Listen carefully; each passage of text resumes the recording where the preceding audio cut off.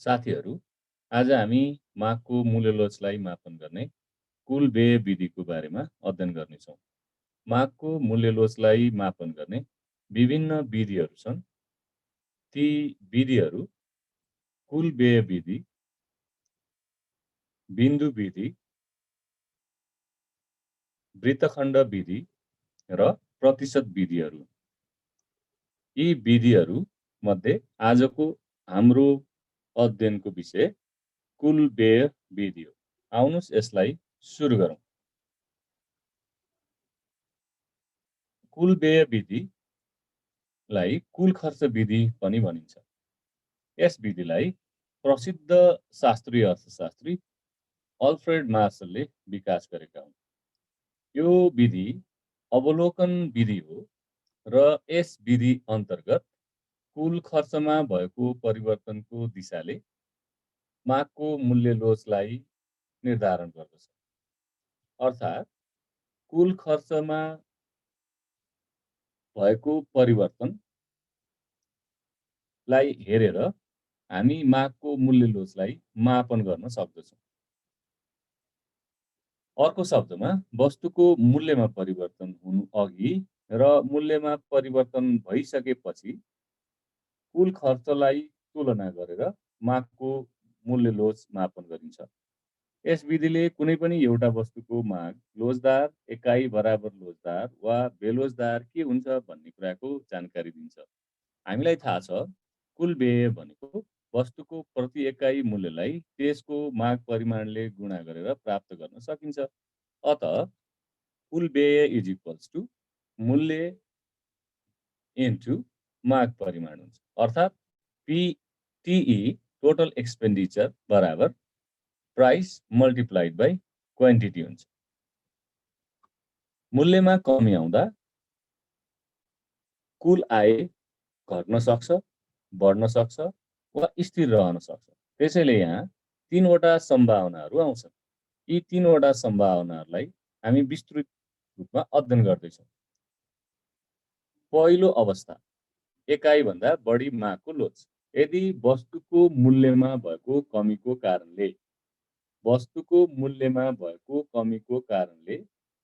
कारणले अर्थात् प्राइस घट्दा कुल खर्चमा वृद्धि अर्थात् टोटल एक्सपेन्डिचर बढ्छ भने त्यसका साथै वस्तुको मूल्यमा भएको वृद्धिको कारणले भनेको प्राइस घट्दा कुल खर्चमा कमी आउँछ भने अर्थात् टोटल एक्सपेन्डिचर घट्छ भने त्यस्तो अवस्थालाई एकाइभन्दा बढी मागको लोच भनिन्छ। यसलाई लोचदार माग पनि भनिन्छ र यस अवस्थामा हामीले यहाँ देख्यौं प्राइस र टोटल एक्सपेन्डिचर विपरीत दिशातर्फ जान्छन्। अर्थात् प्राइस घट्दा टोटल एक्सपेन्डिचर बढ्छ र प्राइस बढ्दा टोटल एक्सपेन्डिचर घट्छ। त्यसैले यो अवस्थालाई लोचदार मागको अवस्था भनिन्छ। अर्को अवस्थाको कुरा गर्दैछौँ। दोस्रो अवस्था, एकाइ बराबर मागको लोच अर्थात् प्राइस इलास्टिसिटी बराबर 1, एपी इज इक्वल्स टु 1। यदि वस्तुको मूल्यमा परिवर्तन भनेको प्राइस घट्दा या बढ्दा कुल खर्च अर्थात् टोटल एक्सपेन्डिचरमा कुनै परिवर्तन आउँदैन, अर्थात् यो यथावत रहन्छ, जस्ताको तस्तै रहन्छ भने यो अवस्थालाई एकाइ बराबर मागको लोच भनिन्छ। यस अवस्थामा मूल्यमा भएको परिवर्तनको कारणले कुल खर्चमा कुनै पनि परिवर्तन आउँदैन। अब तेस्रो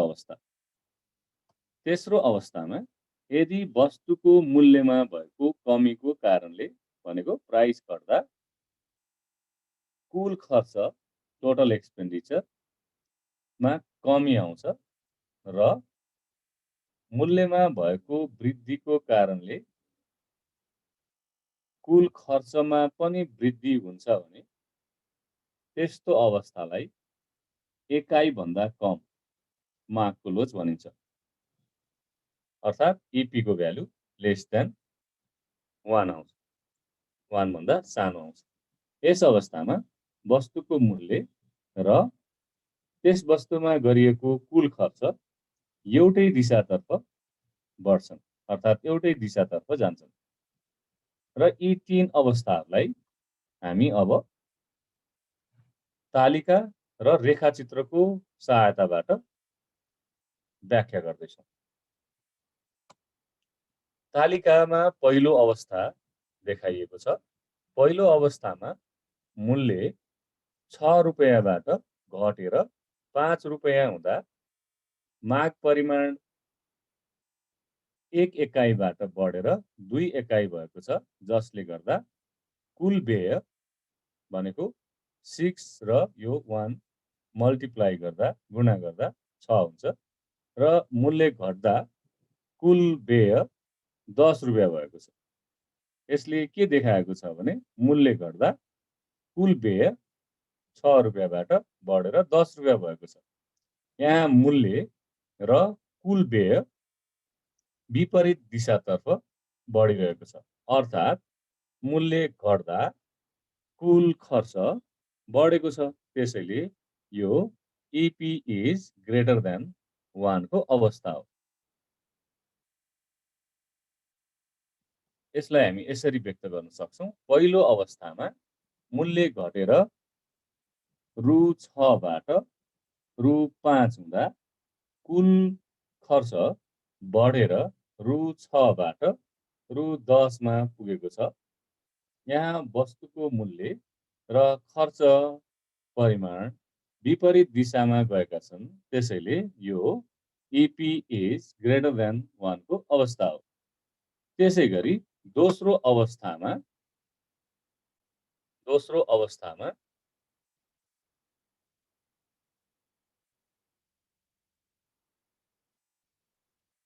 तपाईले देखिराख्नु भएको छ, मूल्य 4 रुपैयाँबाट घटेर 3 रुपैयाँ हुँदा माग परिमाण 3 एकाइबाट बढेर 4 एकाइ भएको छ। यस्तो अवस्थामा मूल्य र माग परिमाणलाई गुणा गर्दा आउने कुल व्यय बराबर, अर्थात् 12 रुपैयाँको 12 रुपैयाँ नै छ। त्यसैले यो अवस्थामा, दोस्रो अवस्थामा कुल खर्च 12 रुपैयाँमा यथावत रहेको छ। यहाँ मूल्यमा भएको परिवर्तनले कुल खर्चमा कुनै पनि प्रभाव पारेको छैन। त्यसैले यो इपी इज इक्वल्स टु 1 को अवस्था हो। त्यस्तै तेस्रो अवस्थामा मूल्य 2 रुपैयाँबाट घटेर 1 रुपैयाँ हुँदा माग परिमाण बढेर 5 एकाइबाट 6 एकाइ भएको छ र कुल खर्च सुरुमा 10 रुपैयाँ थियो र अब मूल्य घट्दा यो 6 रुपैयाँमा घटेको छ, अर्थात् मूल्य घट्दा कुल खर्च पनि घटेको छ र यस्तो अवस्थालाई इपी इज लेस देन 1 को अवस्था भनिन्छ। यी अवस्थाहरूलाई हामी रेखाचित्रको माध्यमबाट पनि प्रस्तुत गर्न सक्दछौँ। रेखाचित्रमा कुल खर्च एक्स अक्षमा र मूल्य वाइ अक्षमा मापन गरिएको छ। एबी रेखा तपाईले यहाँ देख्न सक्नुहुन्छ। एबी रेखा दायाँ तलतिर झरेको छ, डाउनवर्ड स्लोपिङ छ। यसले मूल्य र कुल खर्च बीचको विपरीत सम्बन्धलाई देखाउँछ। त्यसैले यसले एकाइ भन्दा बढी मागको लोचको अवस्थालाई प्रतिनिधित्व गर्दछ। यहाँ मूल्य घट्दै गइरहेको छ, कुल खर्च बढ्दै गइरहेको छ र ए भन्ने बिन्दुबाट बी भन्ने बिन्दुतर्फ गइरहेको छ। त्यसैले यो एबी रेखाले इपी इज ग्रेटर देन 1 को अवस्थालाई प्रतिनिधित्व गर्दछ। त्यस्तै BC रेखाले मूल्य घट्दा कुल खर्चमा कुनै पनि परिवर्तन आएको छैन भन्ने कुरा देखाउँछ। त्यसैले कुल खर्च यथावत छ, अर्थात् मूल्यमा कमी आउँदा पनि कुल खर्चमा कुनै परिवर्तन आएको छैन। त्यसैले यसले EP इज इक्वल्स टु 1 को अवस्थालाई प्रतिनिधित्व गर्दछ। अर्कोतर्फ अन्त्यमा CD रेखाले EP is less than 1 को अवस्थालाई प्रतिनिधित्व गर्दछ, किनकि यहाँ मूल्य घटेको छ अनि कुल खर्च पनि घटेको छ र C बाट D बिन्दुतर्फ उन्मुख भएको छ। त्यसैले यहाँ मूल्य र कुल खर्चको बीचमा सकारात्मक अर्थात् सुल्टो सम्बन्ध भएको कारणले गर्दा यसले EP इज लेस देन 1 को अवस्थालाई प्रतिनिधित्व गर्दछ। यस प्रकार कुल व्यय विधि अर्थात् कुल खर्च विधिले EP को भ्यालु अर्थात् मागको मूल्य लोचको मान 1 भन्दा ठुलो, 1 सँग बराबर र 1 भन्दा सानो हुन्छ भन्ने कुरालाई प्रस्तुत गर्दछ। तर यसले 1 भन्दा ठुलो हुँदा कति हो भनेर भन्दैन, अर्थात् यसले एक्ज्याक्ट न्युमेरिकल भ्यालु दिँदैन। त्यसैले यदि हामीलाई मागको मूल्य लोचको निश्चित मान चाहिएको अवस्थामा यो विधि प्रयोग गर्न सकिँदैन।